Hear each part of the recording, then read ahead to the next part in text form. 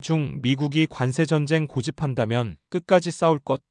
미중 관세전쟁이 점점 더 극에 달하고 있습니다.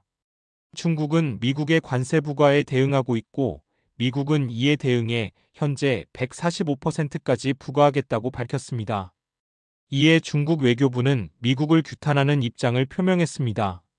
린젠 중국 외교부 대변인은 10일 브리핑에서 프랑스 AFP 통신 기자의 질문에 미국은 이기적인 이유로 관세를 무기 삼아 극심한 압력을 가하고 사익을 추구하고 있다라고 비판했습니다. 이어 이는 모든 국가의 합법적인 권익을 심각하게 침해하고 세계무역기구 WTO 규칙을 심각하게 위반하며 규칙 기반의 다자간 무역체제를 심각하게 훼손한다. 또 세계 경제 질서 안정에 심각한 악영향을 준다. 즉 세계에 대한 노골적인 도전이자 전 세계와의 대결이라고 짚었습니다. 그리고 미국의 억압에 맞서 필요한 대응 조처를 하는 것은 우리의 주권, 안보, 발전 이익을 수호할 뿐만 아니라 국제적 공정성과 정의다자간 무역체제, 국제사회의 공동이익을 수호하는 것이라고 역설했습니다. 그러면서 의로운 자는 많은 지지자를 얻을 것이요 불의한 자는 적은 지지자를 얻을 것이다. 미국의 비뚤어진 행동은 지지받을 수 없으며 결국 실패로 끝날 것이라고 규정했습니다. 린젠 대변인은 관세전쟁이나 무역전쟁에서는 승자가 없다라며 중국은 어느 나라와도 싸우고 싶지 않지만 싸워야 한다면 싸우는 것을 두려워하지 않는다라고 짚었습니다.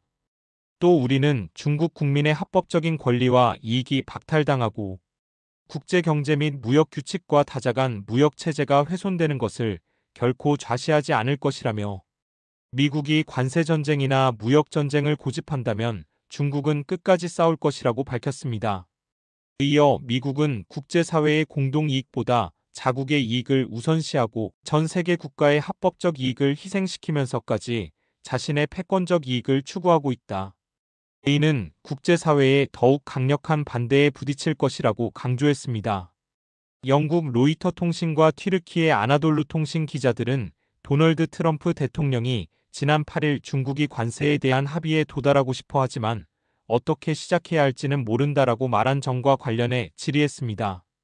린젠 대변인은 미국은 여전히 중국에 무차별적으로 관세를 부과하고 있으며 중국은 이러한 패권주의적이고 억압하는 행위에 단호히 반대하며 절대 용납하지 않을 것이라며 압박, 위협, 협박은 중국을 상대하는 올바른 방법이 아니다. 미국이 정말로 대화를 원한다면 평등, 존중, 호혜주의의 태도를 보여야 한다라고 조언했습니다. 또 로이터 통신 기자는 트럼프 대통령이 자국 항구에 정박하는 모든 중국 선박에 수수료를 부과하는 행정명령에 서명한 것과 관련해 의견을 물었습니다. 린젠 대변인은 중국 조선업의 발전은 기업의 기술 혁신과 시장 경쟁에 대한 적극적인 참여의 결과라며 이는 세계 무역의 발전과 국제 공급망의 안정적이고 안전한 운영을 촉진하는 데 중요한 기여를 했다라고 평가했습니다.